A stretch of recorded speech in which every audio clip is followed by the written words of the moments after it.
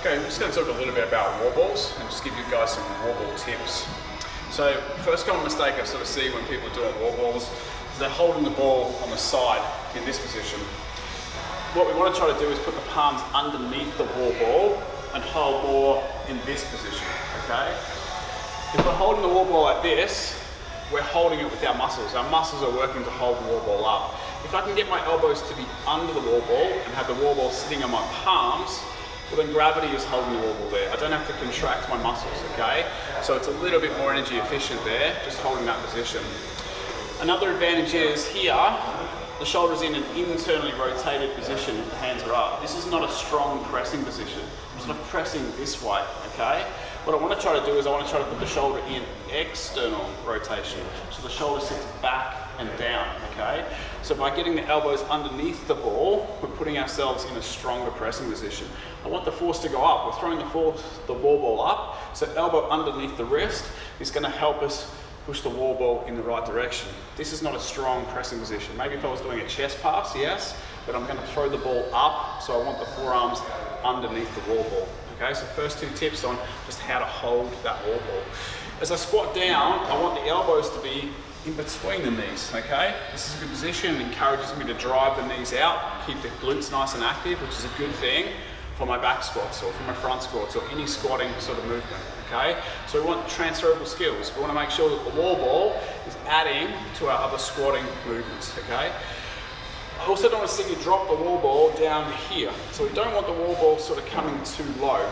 If I hold the wall ball up in front of my nose, so think nose to wall ball here and I squat, this is a good position in my squat. If I let the ball drop and I squat, it's going to pull me further forward, okay? And it makes it harder to get out at the bottom of that squat.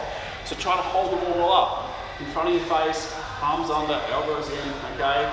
Just makes your squat mechanics a little bit easier.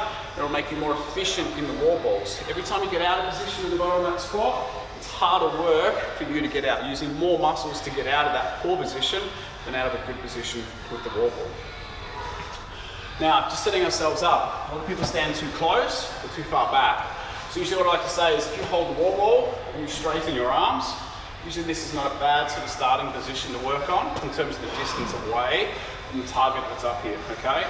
Holding the wall ball, squat, throw, squat, throw, squat, throw.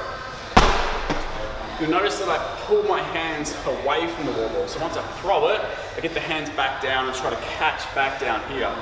If we leave the hands up above our head, my heart's having to pump blood all the way to the extremities. That's a long way to go. So this is going to elevate the heart rate a lot faster, okay?